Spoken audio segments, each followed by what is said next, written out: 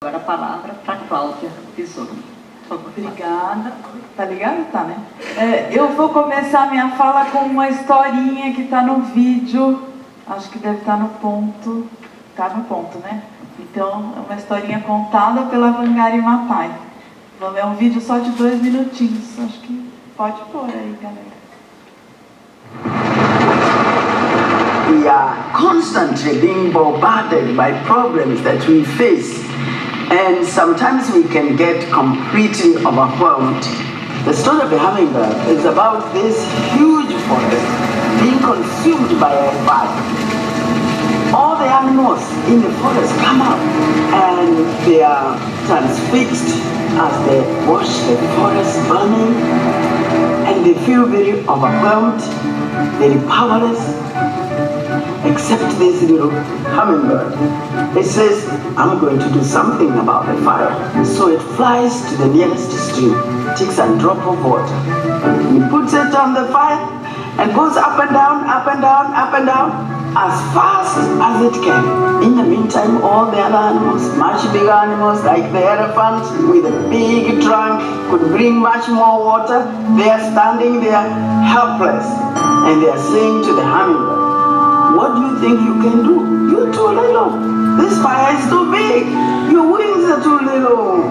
And you're big, so small. You can only bring a small drop of water at a time. But as they continue to discourage it, it turns to them without wasting any time and tells them, I am doing the best I can. And that to me is what all of us should do. We should always feel like a hummingbird. I may feel insignificant, but I certainly don't want to be like the animals watching as the planet goes down the drain. I will be a hummingbird. I will do the best I can. Bom, quando a Renata me convidou para vir hoje aqui e falou que era uma homenagem a Wangari Maathai, eu falei, nossa, que presente maravilhoso. Ela é uma ídola, assim, amo, assim, no vídeo anterior deu para ver um pouco essa história do Green Belt Movement. Realmente elas, né, porque começaram as mulheres, conseguiram parar o deserto. E eu já vi esse vídeo umas 15 vezes, toda vez eu tenho vontade de chorar. É uma coisa assim que me pega profundamente, né? Então é uma honra estar aqui, muito legal estar aqui com vocês, muito legal ouvir o Romão e a Mari. E vou falar um pouco do meu ponto de vista, né, assim, de quem está ali com a mão na terra todo dia. Uma coisa que não estava no curriculinho, que foi lido um pouco antes, esqueci de colocar, que eu também sou plantadora de árvore, a gente fez floresta urbana já algumas em São Paulo com os amigos, daqui a pouco eu chego lá. E é interessante o título, né, do nosso encontro, que é Natureza e Cultura, Pacto Inadiável, né, Que louco, né? A gente chegar a um momento da nossa civilização em que é necessário, e é mesmo, produzir uma frase como essa, porque é tudo a mesma coisa, né? A gente está clamando por um pacto nesse momento, que bom que nós estamos nesse momento fazendo isso, né? Que é começar a costurar aí uma cicatrização para uma doença que vem, adorei, não conhecia essas frases do Thomas Bacon, né? Que louco, a nossa cultura, a nossa ciência se funda na ideia de torturar a natureza. E como a gente é natureza, é torturar a gente mesmo, né? Então, quando a gente começa a falar em pacto, natureza, cultura, em primeiro lugar é uma reconciliação interna, porque nós somos um, né? Na permacultura a gente fala, nós somos um, tudo isso é uma coisa só, e a invenção de pensar nessas coisas separadamente, ela é uma coisa louca, né? Uma coisa doentia.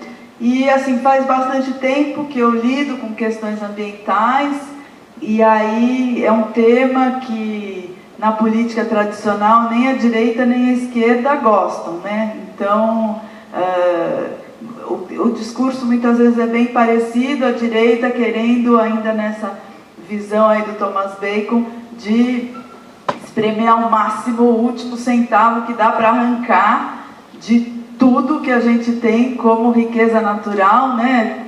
Colocando, estamos literalmente no Brasil ainda hoje, destruindo montanhas para colocar em cargueiros, ou numa coisa pior ainda, que é aqueles túneis que jogam já o mineroduto, aquilo é horrível, que já manda assim para exportação, a gente está exportando as nossas montanhas. Eu aprendi agora que os minérios também têm direitos, adorei isso, assim.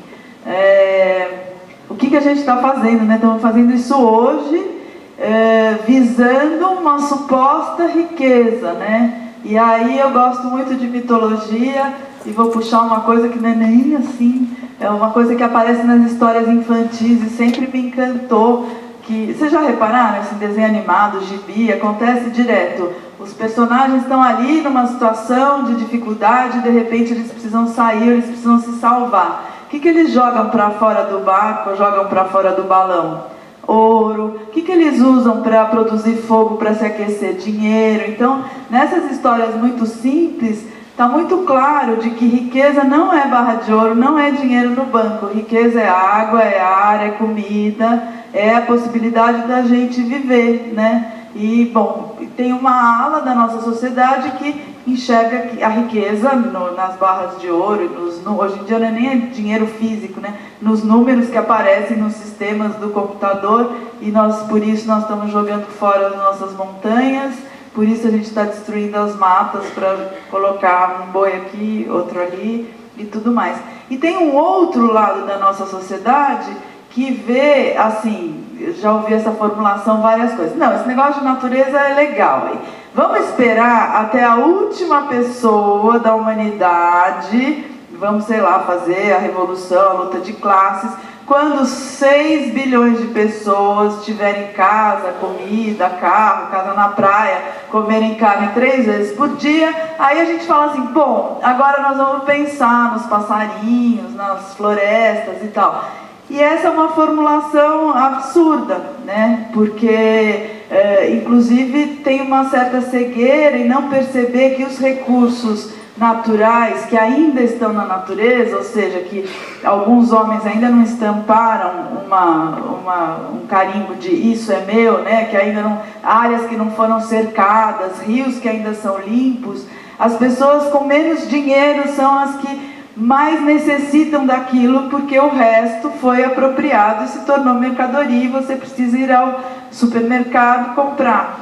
E então, é uma tristeza, eu tenho tentado conversar, mas às vezes é difícil. Bom, isso para dizer que na minha visão, ambientalismo, movimentos sociais por igualdade, feminismos, movimentos de equidade racial e tudo mais, tudo é a mesma coisa. E todos nós precisamos de água pura, de ar, de comida limpa, de um lugar para morar. Então, somos um não só entre nós, aqui é muito legal, adorei a história do Satish atravessando a fronteira ali, também adoro ele, acho muito legal. Tem um livro dele que chama Soil, Soul, Society, que é solo, alma e sociedade. Tem lá fora para vender, se a lojinha ainda tiver fotografada. Oh, eu nem sabia, eu li esse livro e amei, né? Então a gente é um, não só com os coleguinhas, não só atravessando as fronteiras que podem ser da Índia para o Paquistão, né? Da torcida do Palmeiras para a torcida do Corinthians, de quem vai votar no campeonato X, no candidato X para o candidato Y, né? A gente ir como ser humano, mas a gente é um com a natureza, a gente é um com as bactérias, com as plantas, com as montanhas e tudo mais. E aí, no primeiro vídeo que a gente viu hoje, eu até anotei uma frase aqui, que era a Wangari, minha ídola querida, falando: temos um governo nesse país supervisionando a destruição das florestas e o roubo das terras públicas. Eu achei que, assim, achei super atual. A gente também tem essa situação no Brasil, literalmente, né? Então, como é que a gente faz? E aí vem a história do beija-flor, que eu amo essa parábola, e cada dia que às vezes a gente fica meio cansado, não fala, não, vamos lá, vamos ser que nem o beija-flor, é o partido da Wangari Maathai. E o beija-flor tem 2 trabalhos, né? No vídeo dá para ver. Um já é bem difícil, que é ir lá no rio, pegar uma gotinha de água, ir lá na floresta, pegar outra boquinha. Essa é a parte fácil do trabalho dele. A parte mais difícil, eu acho, é quando tem todos os animais juntos e falam assim, ah, você é ridículo, mas por que você está fazendo isso? Você já mediu quantos mililitros de água você consegue carregar nesse seu bico? Quantas vezes você foi e já voltou? Você acha que, sabe assim, essa é a parte mais difícil, que é lidar com o descrédito, né, e tudo mais. Então, agora eu vou contar um pouco da minha experiência assim mais recente, né, de me envolver com a agricultura, e isso mudou minha vida, e toda essa fala de nós somos um com o vento, com a natureza, tarará, tem super a ver com isso, porque já faz bastante tempo que eu sou ambientalista, na verdade desde criança. Eu levei uma vida normal, tá? Não era ecoxiita, isso é uma coisa mais recente, que infelizmente quem convive comigo tem que aguentar, mas eu era bandeirante, né? Que hoje em dia, eu era o lado do escotismo que só tinha meninas, hoje em dia tem meninos e meninas. Eu tenho 52 anos, essa história aconteceu quando eu tinha uns 8 anos, então já faz 40 e tantos. E eu era fadinha, chamava fadinha, e um dia a mãe de uma das colegas tinha ido aos Estados Unidos, a gente está falando de 1973, 74 mais ou menos, tinha feito pós-graduação em ecologia, que era uma palavra inclusive desconhecida no Brasil. E ela voltou e pediu para falar com as crianças mais jovens do grupo, nas quais eu estava envolvida. E ela sentou a gente no chão, assim, eu não sei o nome dessa pessoa, nunca mais encontrei, e contou. Falou sobre a terra, sobre os ecossistemas, sobre os recursos finitos, sobre a importância da gente cuidar, né, desse patrimônio, não só nosso, mas de todas as formas de vida. E eu tinha 8 anos e eu entendi, fiquei super feliz. E a partir daquele dia, minha cabeça começou a andar por aí. Mas minha vida era de gente normal. Eu ia para a escola e fazia esporte, tudo normal e tudo mais. Um segundo momento que eu lembro...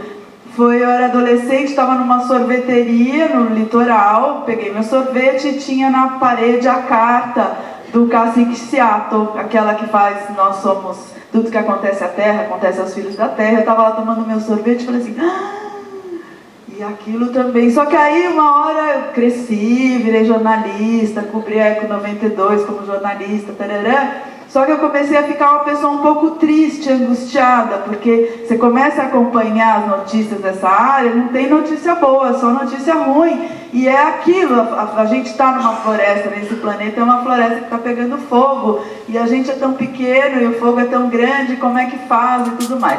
E nessas paranoias, de tanto você começa a ler, né? O mundo está desertificando, o clima está ficando louco, o mar está se acidificando, as florestas estão reduzindo, a população está aumentando, o agrotóxico está aí. Eu falei, gente, vai faltar comida no mundo, precisamos voltar a aprender a plantar, porque nossos avós e bisavós todos sabiam. E aí eu me tornei agricultora, comecei a plantar na minha casa, com essa ideia assim, da segurança alimentar e de me tornar veículo desse conhecimento que é tão importante para as próximas gerações que vêm aí, blá, blá, blá, blá, blá, blá. Só que quando eu fui lá para o quintal, o que eu encontrei foi o universo, e de repente eu me senti parte, né, desse universo todo, e foi muito grande. O mundo espiritual assim, se abriu para mim, entrei em conexão com a natureza, estou lá muito feliz com isso. E há 6 anos a gente começou uma horta comunitária na Praça das Corujas, que é na Vila Madalena. Eu tenho uns 8 minutos ainda para falar, mas eu podia ficar aqui até as 3 da manhã contando o que é a experiência de ir para uma praça pública e, de repente, conseguir construir em 800 metros quadrados a utopia. Hoje em dia eu sou super feliz, porque quase todo dia eu vou lá visitar e vou lá fazer parte da utopia. Aqueles 800 metros quadrados, primeiro ele é a soberania da população sobre o território. A prefeitura não entra mais lá, quem cuida somos nós. Somos nós todos juntos, sem hierarquia, é um lugar onde não existe hierarquia, não existe propriedade privada, todo mundo planta, todo mundo colhe, qualquer um pode colher, qualquer um pode plantar. E às vezes, como a gente está num bairro chique da cidade e a horta se tornou famosa, às vezes tem gente até que quer patrocinar. não tem o que patrocinar, porque a gente não precisa de dinheiro, né? Assim, de vez em quando precisa de uma enxada.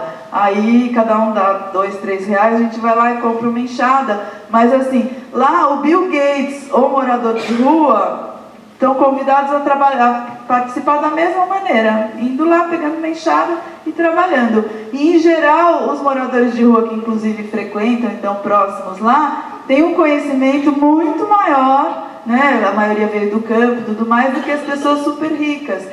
As pessoas analfabetas, muitas vezes, em geral, têm um conhecimento muito maior de planta, do uso da planta, de como plantar, do que quem tem pós-doutorado. Então, assim, é uma experiência maravilhosa, é o caos, vocês podem imaginar, porque aquilo entra todo tipo de gente a qualquer minuto. A horta, ela está numa praça, ela tem uma cerquinha baixa, presa com uma cordinha só para os cachorros não entrarem, então qualquer pessoa pode entrar em qualquer hora. Tem gente que gosta de ir lá, inclusive, trabalhar às 3 da manhã, com a luz do celular, tá tudo bem, né? Não é de ninguém o lugar.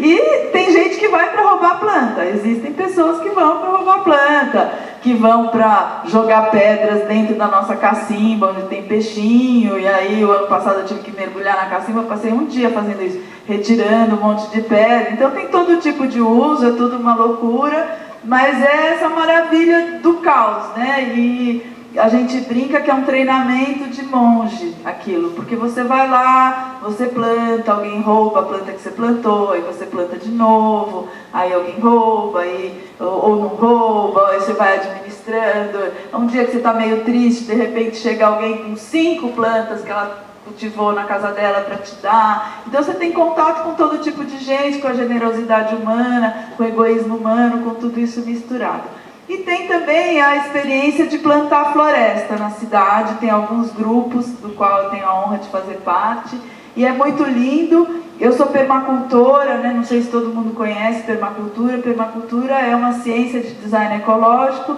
mas também é um estilo de vida, uma filosofia de vida, uma prática. A permacultura consiste, se for resumir assim em uma frase, é deixar melhor do que você encontrou. Então, você entrou no banheiro, ele está meio bagunçado, você deixou melhor que você encontrou, você está fazendo permacultura. Aplicado, especificamente aplicado aos territórios, aos assentamentos humanos.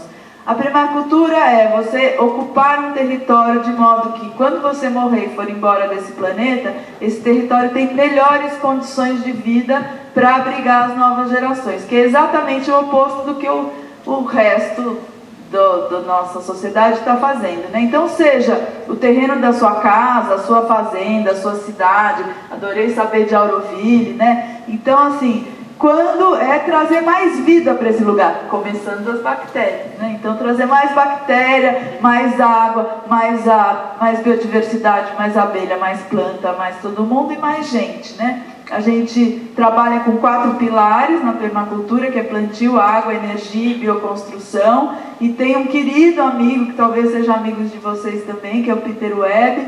Ele fala que na cidade a gente usa muitos recursos que estão disponíveis. A gente usa sobretudo resíduo muitas vezes, né? Lá na Horta das Corujas o principal insumo é resíduo. Ou resíduo orgânico, ou resto de madeira, resto de telha. A gente não aceita plástico e pneu, mas coisas da natureza a gente aceita, pedra, tronco, etc. E ele fala que o que tem muito na cidade, o resíduo mais abundante na cidade é gente. Então, a gente conseguiu, teve uma das florestas que a gente plantou, que foi lá no Parque Vila Lobos, a gente conseguiu plantar uma floresta em um dia. A gente plantou 600 árvores, com mais de 500 pessoas. A gente fez esse chamado na internet, de repente, num domingo, foi uma experiência maravilhosa, porque era uma área, sei lá, um pouco maior do que esse teatro. Você acorda de manhã no domingo, vai lá com as suas ferramentas, tinha uma série de organizadores, né? A gente se organizou, trouxe as mudas, conseguiu alguém que ajudasse a pagar as mudas, mas enfim, aparecem 500 pessoas para plantar uma floresta. E aí você vai embora, tá? De um lugar onde não tinha uma floresta, tem uma floresta.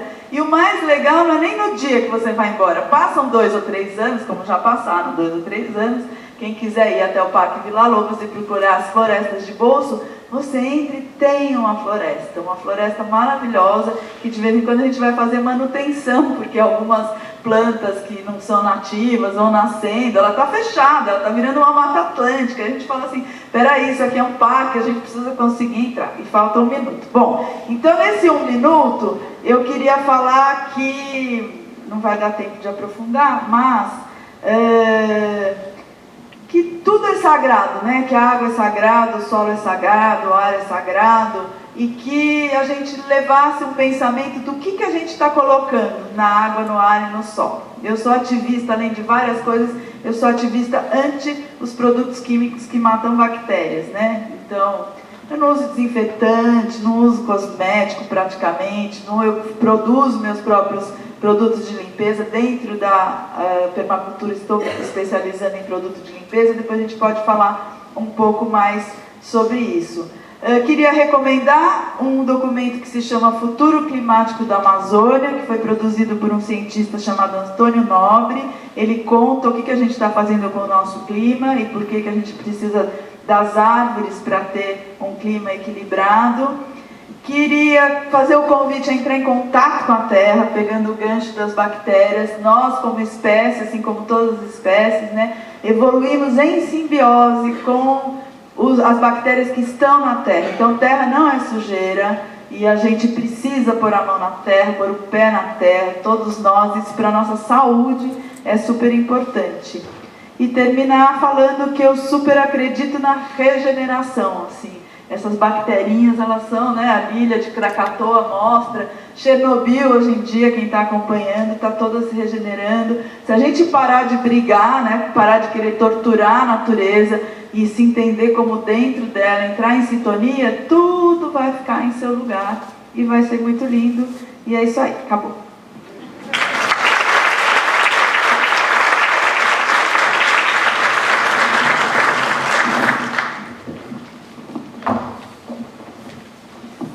Cláudia, muito obrigada. E agora nós vamos começar com as questões, com as perguntas do público. Então, quem tiver alguma questão, por favor, passe para as pessoas da equipe da Palas Atena. Nós vamos agrupar por temas e vamos passar para os palestrantes. E só para avisar, né, as que não puderem ser respondidas serão entregues a eles, né, ao final desse fórum. A primeira é uma pergunta dirigida a todos. É a seguinte: poderia a educação ambiental tornar-se transversal em qualquer espaço educativo?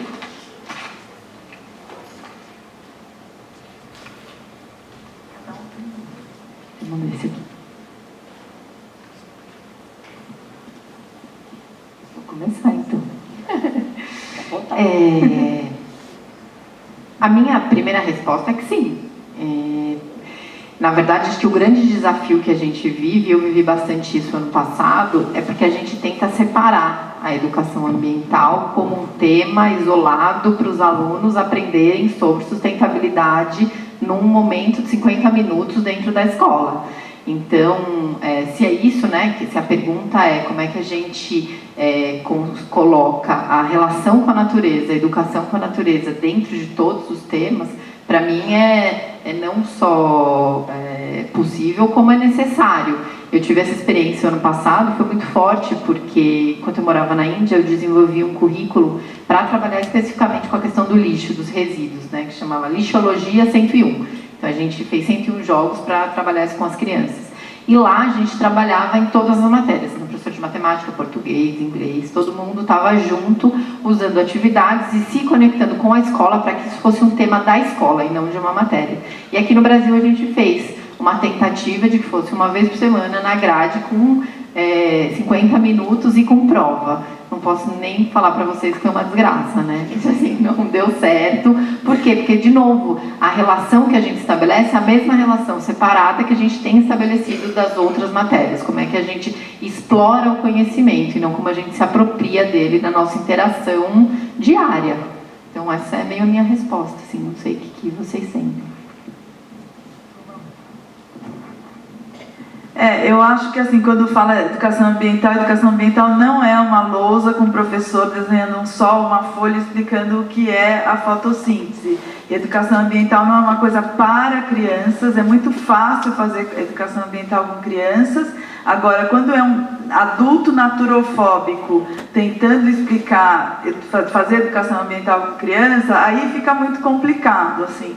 Eu tenho preferido conversar, quando chega nesse assunto, são os adultos, a gente precisa conversar antes com os adultos, porque se a gente tem nojo de terra, se a gente acha um absurdo uma aranha fazer uma teia no alto, se a gente vê qualquer inseto e joga inseticida, fica meio difícil fazer educação ambiental. Então, acho que é uma conversinha de gente grande para começar.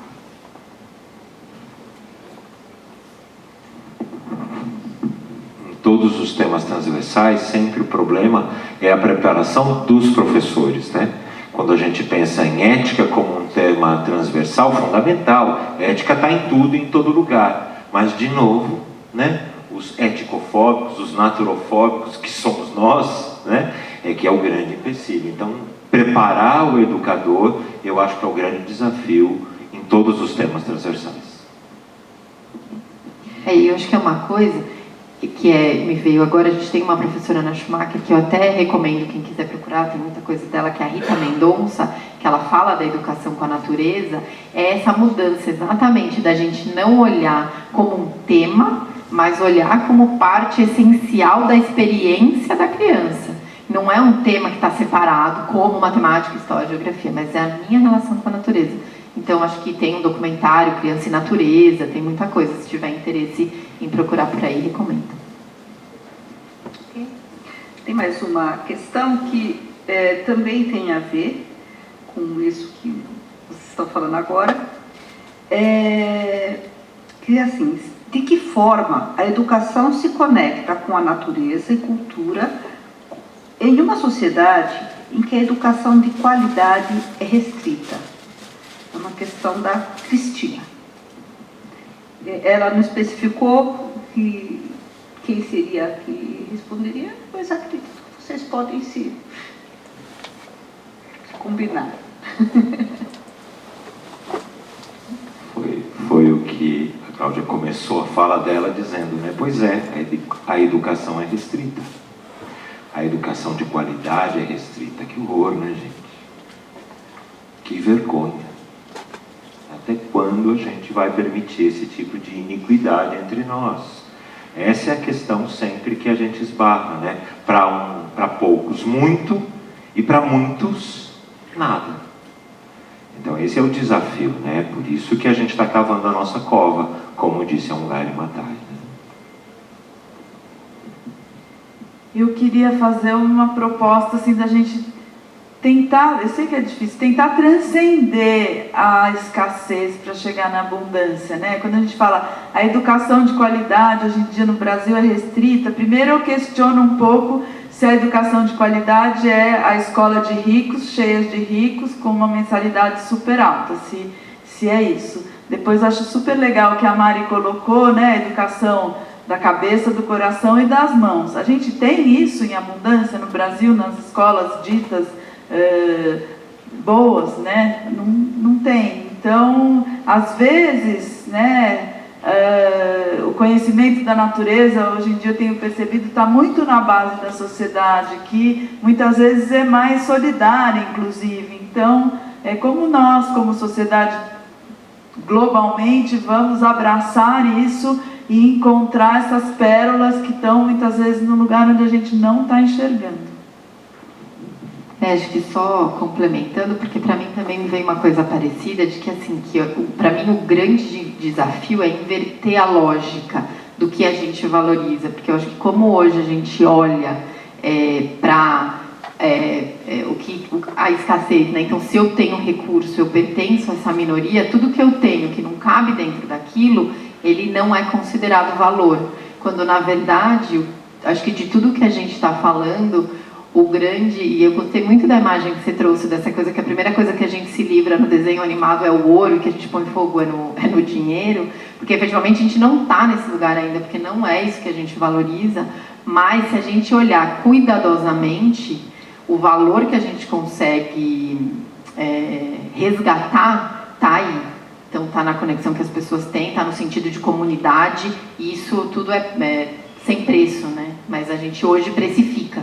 E como hoje precifica, a gente cria a lógica da exclusão. Então é um sistema complexo. Eu acho que, de novo, não tem resposta simples nem fácil, porque a gente está vivendo no olho do furacão da complexidade, como sempre viveu, né? Só que agora a gente está vivo e lembra dessa vida.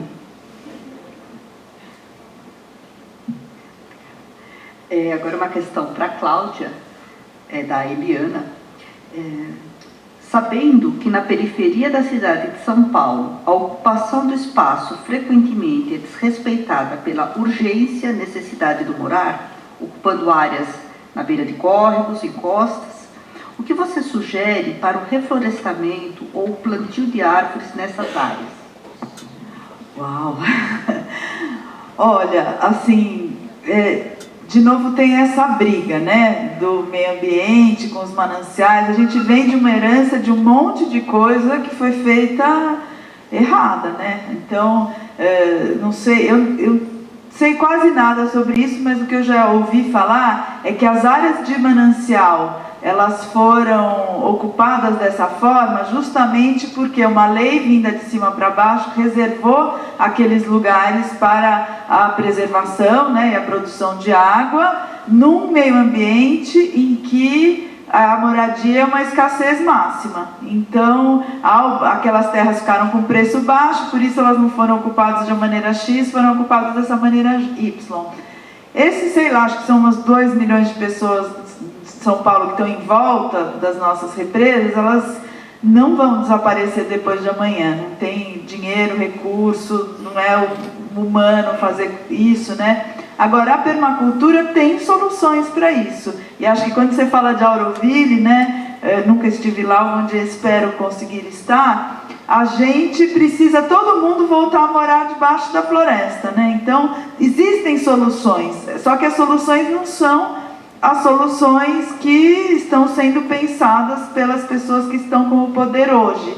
Então, saneamento, só se pensa em planos super caros de saneamento descentralizado, poucos polos, né? Então, na verdade, fica se bombeando cocô quilômetros e quilômetros e quilômetros, sendo que é muito mais barato fazer o saneamento local. Existem outras tecnologias, banheiro seco, vermifiltro, bacia de evapotranspiração. A gente, como sociedade, precisa sentar e começar a conversar sobre isso. É assim, quais as condições de moradia para as pessoas que vão habitar os locais de produção de água. Então, existe uma mudança cultural a ser feita. Faz parte do pacote da naturofobia a gente ter horror de árvore, né? E aí tem a coisa do microclima. Existe o aquecimento global, existe o aquecimento local, né? O aquecimento global está rolando aí. O aquecimento global o local é a diferença entre você estar no Bosque do Morumbi e no Largo da Batata exatamente no mesmo minuto. Em geral, essa diferença pode chegar a 10 graus. Então, até para a gente aguentar com mais suavidade o aquecimento global, a gente vai precisar lidar com o microclima, que significa muita vegetação em cima das edificações, na parede, ao lado, árvore, árvore, árvore, árvore, córregos abertos, laguinhos, N coisas. Só que a gente está numa sociedade que tem horror de árvore, que acha que folha é sujeira. Então a gente vai ter que, junto, sentar e ver como é que vai ser essa transição para, de novo, as pessoas fazerem as pazes. E na periferia, muitas vezes, essa cultura dominante, infelizmente, de vez em quando, ela vem assim, de cima para baixo, dominando, né? E aí, como é que todo mundo vai fazer as pazes com a natureza para a gente fazer assentamentos humanos nos espaços urbanos? Um lugar ou outro, talvez a gente realmente precise preservar, mas não é retirar as pessoas, porque não vai dar certo isso. Uma questão agora para o Romão, da Sheila. Assim, quais são as 20 substâncias cujas relações dão origem à infinidade de seres do planeta? As 20 substâncias cujas relações dão origem à infinidade de seres do planeta. Sei quais são as 20, né? São algumas, né? A gente é feito basicamente de proteína, de gorduras e na verdade, de chão, né? Carbono, hidrogênio, oxigênio e nitrogênio, que se transformam em proteínas, que se transformam em glicídios, açúcares, que se transformam em lipídios, as gorduras, e não são muitas. Dependendo da relação delas, quais são? Algumas proteínas, alguns glicídios, alguns lipídios. O que vai dar a variedade toda das nossas células, o que diferencia um neurônio, isso talvez seja o mais bonito dessa história, o que diferencia um neurônio de uma célula de pele não é aquelas substâncias, são mais ou menos as mesmas, mas é que relações essas substâncias fazem. Essas 20 e poucas substâncias no neurônio fazem estas relações. As mesmas 20 nas células da pele fazem aquelas relações. Então, não é tão importante o nó da teia, é mais importante que relação esse nó faz na sua rede. Não é tão importante o indivíduo, mas é importante mais que relação esse indivíduo tem com o seu entorno. Eu gosto sempre de brincar, o Joãozinho em casa é um santinho, na escola é um demônio, e é o mesmo Joãozinho, né? Ou vice-versa. Às vezes o Joãozinho é um demônio na escola, em casa, e é um santinho na escola. Quantas vezes a gente vê isso? É o mesmo indivíduo, é a mesma molécula, mas dependendo da interação que ela faz, muda tudo. Respondi pela metade a pergunta, né? Eu vou pesquisar direitinho quais são as 20 e depois divulgo. Obrigada, Roma. Essa é uma questão, acredito que seja para os três, né, que não tem nenhuma pessoa especificada, é do Hamilton. Como vem a questão da desobediência civil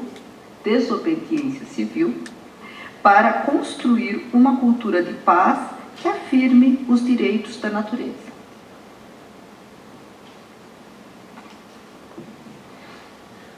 Gandhi, né? Sabe que Gandhi foi um dos precursores do movimento ecológico. Precursor do movimento ecológico, né? Então, se a gente entende bem o que é desobediência civil, hoje a gente costuma falar disso como objeção de consciência, né? Onde eu vou viver aquilo que eu estou realmente pensando. Eu vou viver, eu vou exercitar em todos os momentos da minha vida aquilo que eu entendo como melhor, na minha vida privada e também na minha vida pública. Quando essa coerência interna se derrama da vida privada para a vida pública, a gente chama isso de desobediência civil, né? Então, obviamente, aliás, o Jean-Marie Miller, a gente conhece aquele livro, Os Princípios da Não Violência, que é uma preciosidade de filosofia. Mas ele tem um outro livro, que são os métodos para a vivência, não me lembro direito o nome, mas onde ele vai dar técnicas de como fazer a paz, de como fazer a não violência na prática. E a desobediência civil é uma dessas técnicas. Então a gente não pode confundir a filosofia com a técnica. Fazer greve de fome, diz ele, né? Só para dar um exemplo.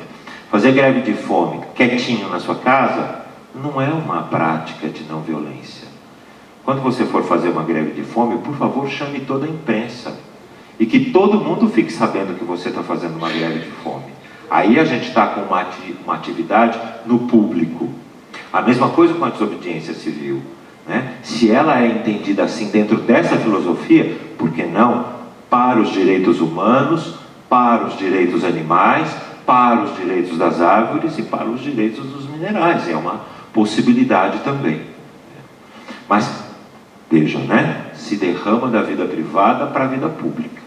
A gente tem que ter coerência na vida privada para que esse movimento de desobediência civil seja o que o Gandhi fez. Arrastou a Índia inteira com ele, né? Eu, na verdade, me veio uma pessoa também como referência, que é a Vandana Shiva. Não sei quem aqui já ouviu falar da Vandana Shiva. E para mim o movimento das mulheres e o movimento do resgate das sementes, do resgate das tradições é um grande ato de desobediência civil. E tem uma coisa que o Satish fala muito, que é a questão da simplicidade elegante, Porque às vezes a gente sempre pensa nas coisas como uma solução mirabolante. E às vezes o simples fato da gente se conectar com o resgate de algo que é essencial para a nossa vida pode fazer uma grande transformação. Então isso para mim também veio muito forte, como não precisa ser nem dissociado nem em contra. Às vezes só um resgate de algo que já é verdadeiro e vivo para a gente. Eu lembrei muito da Vandana também, quem quiser conhecê-la. Ai, minha outra ídola. Estou aqui principalmente para aprender nesse quesito. Adorei o livro aí, eu quero depois saber as técnicas que eu vou pegar.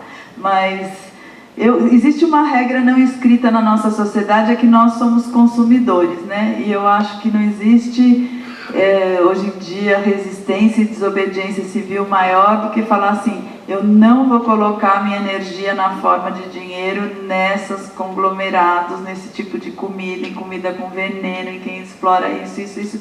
Dá um trabalho danado, mas eu acho que isso tira muita força desse sistema que está doente. E vem uma questão também agora da esperança, que pode ser respondida por qualquer um dos três, e que diz: por que o Brasil é considerado o país que mais mata ambientalistas?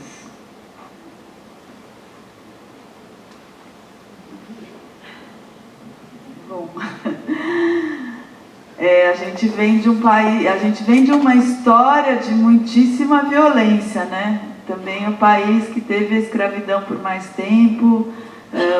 Não sei nesse campeonato aí em relação ao extermínio de povos indígenas, né? Então, aqui a tradição ela é muito pesada, e a gente que é de classe média, que está num grande centro urbano, está muito mais protegido. Então, é importante tentar levantar as nossas vozes, né, contra as injustiças ali de quem está lá no fundão da Amazônia, vivendo situação de trabalho escravo, tentar ajudar com as nossas vozes a luta dos povos indígenas, porque infelizmente toda hora tem assassinatos, né? Pacifistas, ambientalistas e lutadores por direitos humanos. A gente ainda vive uma cultura de que esse povo precisa morrer. E talvez essa seja a nossa responsabilidade, né? De poder dar valor, de ver com valor pessoas como Angari Maathai, né? Olhar para essas criaturas e falar: uau, o general Duque de Caxias ou o Angari Maathai? Por que o general? Por que a gente valoriza tanto essas figuras da Pax Romana? E esse povo a gente nem sabe o nome. Que ambientalistas são esses que estão sendo mortos aí? Que lutadores de direito? A gente nem sabe, né? Então acho que aí é o nosso compromisso aqui. Tá, vamos ver o que o governo faz, vamos ver o que todo mundo faz. Tá tudo certo, temos que fazer essa pressão também. Mas qual é o nosso valor? Quantos a gente conhece? Quantos a gente sabe o nome? Né? A gente não sabe. A gente não sabe. Então não tem valor essas pessoas. Portanto, vão morrer, né? Não tem valor. Estou provocando um pouquinho para dizer qual é o nosso papel na proteção dessas pessoas, na proteção dessas bactérias que estão aí lutando incansavelmente pelo bem de nós todos, né? A única, talvez a Cláudia saiba esse dado melhor do que eu, né? Mas o Brasil é líder em produção de monocultura, em agricultura convencional, e de novo, né? O jeito como a gente reage à relação com as minorias, em todas as minorias, é com violência. Então acho que para mim também tem um traço mercadológico que a gente não pode deixar de considerar. Isto posto, a Roseli pergunta: de onde virá a revolução?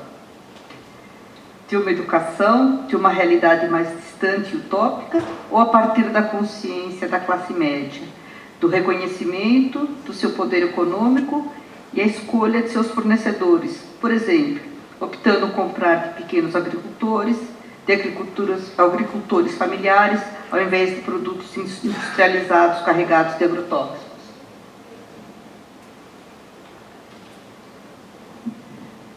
Quando fala em revolução, tem uma amiga da gente, que é a Andréa Pezek, que trabalha com nascente, trabalha na Horta das Corujas e tal. Ela fala muito da revolução gentil. Então, quando eu falo a palavra revolução, eu sempre gosto de pôr o gentil junto, que eu acredito na revolução da paz. Da onde ela virá? Eu acho que ela virá de conversas como essa, acho que virá dos nossos encontros nas praças, acho que virá do tipo de comida que a gente põe no prato, né? A Mari lembrou muito bem, Brasil, o maior consumidor de agrotóxicos no mundo. Muita gente, existem as pessoas que estão sendo assassinadas à bala, mas existe muito agricultor sendo envenenado todo dia, né? E também gente na cidade que fica doente por causa dessa contaminação, mas no caso do campo os números são absolutamente alarmantes e nós como sociedade estamos achando que vale a pena por causa do PIB, né? Desmatar a Amazônia, encher de pasto tudo e jogar veneno de avião. Tem uma professora da Faculdade de Geografia da USP, a Larissa Bombardi, que fez o Atlas dos Agrotóxicos no Brasil. Ela lançou no fim do ano passado, recomendo a leitura. É assim, é uma realidade assustadora. Vou dar só um número. Aqui em São Paulo, 70% da área, segundo ela, é pulverizada com veneno todo dia. E ela fala assim, hoje em dia, se uma mulher quer ficar grávida, São Paulo é um lugar muito mais seguro do que diversas regiões do interior por causa dos índices de má formação fetal crescendo por causa dos agrotóxicos e o governo tentando esconder esses números, né? Eu pensei que ela tem que ser, a revolução tem que ser tudo isso. Eu acho que é tudo isso que a pessoa escreveu. E para mim vem uma coisa que é uma revolução paciente também, porque acho que muito da frustração vem do fato da gente imaginar que talvez ainda vai ver isso acontecendo com vida. Pode ser que sim, pode ser que não, a gente nunca vai saber, mas eu acho que isso não pode tirar o nosso movimento. Eu lembrei também tem um psicólogo que eu gosto muito, que é o Viktor Frankl, que ele é da logoterapia, e ele passou pelos campos de concentração. E ele fala que a grande diferença das pessoas que sobreviveram ou que passaram pelos campos de concentração não era nem a pessoa que era positiva, nem a que era negativa, mas era que conseguia ter uma perspectiva de sentido e propósito do porquê que ela estava vivendo. Então, para mim, independente de por quem, como, que mudança de hábito, obviamente ela vem de cada um de nós, cada um do seu jeito, mas ela vem dessa questão do sentido. Que me veio assim. Só para compartilhar, não sei se isso vai ser verdade, mas a Marilyn Ferguson escreveu um livro, talvez é muito antigo, A Conspiração Aquariana, e ela vai exatamente abordar isso. A revolução não vai vir mais de um lugar onde todo mundo vai crescer e aquela revolução vai incendiar o país, vai incendiar o planeta. A revolução vão ser pequenos grupelhos aqui, outro lá, outro lá, outro lá, outro lá, outro lá, outro lá, que quando vê a revolução aconteceu. E aí, me perdoem, eu não vou lembrar o nome dele, eu estou aqui vendo se não vem. Mas ele começou um trabalho, e isso a gente pode encontrar na internet, ele começou o trabalho de doutorado dele pensando em listar no mundo todas as instituições que trabalhavam pelo meio ambiente e por direitos humanos. E ele lá começou a pesquisar no país dele, no outro. Não tinha computador que desse conta e ele foi se dando conta de que eram tantos, que era impossível enumerar. E ele, como vinha da biologia, falou assim, isso, sei lá, hein, gente, cada um pensa o que quer, mas eu gosto muito da ideia dele. Ele falou assim, isso é Gaia. Sem hierarquia, sem um governo central, sem um núcleo que coordene tudo, Gaia, o planeta, está fazendo surgir todo esse movimento de transformação. Que é lento, como a natureza é, né? Que a gente vai ter que ter muita paciência mesmo para ver, né? Amém. Eu não sei se é ele ou não, mas a pessoa que fala da teoria de Gaia, quem tiver interesse, é o James Lovelock, e James Lovelock é outra pessoa. E James Lovelock foi o primeiro professor na Schumacher College, então também tem a teoria de Gaia, e quem tiver interesse em pesquisar um pouquinho mais. Temos mais uma pergunta, porque nosso tempo está acabando, e ela é para a Cláudia. Podemos voltar a plantar florestas nos espaços de pasto que se alastraram por tantas montanhas? podemos, devemos, precisamos. Antes adorei, que eu já vou sair daqui falando de revolução gentil e paciente. É muito bom isso. E gostei também do Viktor Frankl ter sido chamado na conversa, que é outra pessoa, o livro dele, Em Busca de Sentido, é maravilhoso. A gente vai, sim, temos que plantar floresta em tudo quanto é lugar, assim. E a natureza é maravilhosa, ela responde de um jeito lindo. Para ter uma noção, tem um documentário, aquele documentário que chama O Sal da Terra, sobre o Sebastião Salgado, mostra exatamente isso. Ele é bem assim esquemático. Fazenda de Sebastião Salgado, no interior de Minas Gerais, infelizmente naquela região lá do desastre de Mariana, né, foi sendo degradada com o tempo, e de repente o Sebastião e a mulher dele resolvem regenerar. E aí começam a brotar, a água começa a brotar. A gente na agroecologia fala que água se planta. Se a gente quer água, a gente tem que plantar árvore, não é o contrário. Não é que chove, porque chove tem árvore. Inclusive isso no documento lá, O Futuro Climático da Amazônia, está escrito: as árvores que chamam a chuva, e é uma coisa meio mágica. O Antônio Nobre explica, as árvores jogam, né, a vegetação joga para o ar partículas que atraem a chuva, né? Então, é isso. Fica a dica, todo mundo precisa plantar em tudo quanto é lugar, né? E é muito importante começar aos poucos. A Horta das Corujas, aliás, vai fazer 6 anos, eu vou encerrar minha fala aqui, já dizer um tchauzinho para vocês. Dia 29 de setembro, a nossa festa de 6 anos, está todo mundo convidado, vai ser à tarde. E lá, em 800 metros quadrados, é muito interessante, porque do lado de fora a prefeitura faz o manejo comum, né? Que é ir tirando matéria orgânica, tirando matéria orgânica, tirando matéria orgânica. Então é um deserto. Aí você passa a cerquinha e entra, é outra paisagem que não tem nada a ver, e a gente inclusive tem 3 nascentes de água que a gente recuperou com a nossa mãozinha e que passa 100 dias de seca e não secam, né? E inclusive sexta-feira eu estava lá com um grupo sentado, e era aquele dia de calor, de sol, da cidade desértica, e fica caindo gotinha de água. E uma das pessoas falou assim: o que é essa água que está caindo? Aí foi ótimo que eu pude explicar o que é precipitação oculta, que é a chuva que acontece entre a copa das árvores e o chão, é a umidade ficando naquele ambiente, mas para aquilo precisa de água. Então, recomendo ver o filme do Sebastião Salgado, entrar no assunto agrofloresta, pode conversar em box, tá? Inclusive cheio de gente aí que é profissional dessa área. Esse setor da economia, que é a regeneração, ele ainda não é um setor forte o suficiente, cheio de permacultor louco para fazer floresta, precisando que alguém fale assim: vem aqui ganhar um dinheirinho transformando o meu sítio numa floresta, que vai ser muito lindo. Cláudia, as perguntas que não foram respondidas, como eu disse anteriormente, vão ser encaminhadas aos palestrantes, ok?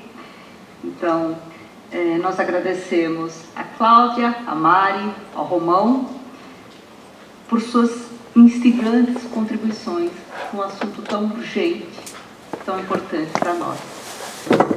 Somos muito gratos à presença de cada um de vocês que vieram aqui nessa noite fria e chuvosa, enfrentando o trânsito, todas as dificuldades.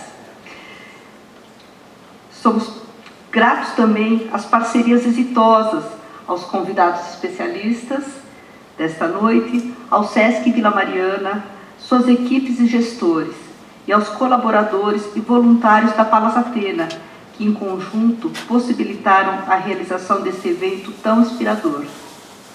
Convidamos vocês para o próximo Fórum do Comitê da Cultura de Paz e Não Violência, no dia 2 de outubro, terça-feira, às 19 horas, neste mesmo teatro, quando celebraremos os 150 anos do nascimento de Gandhi.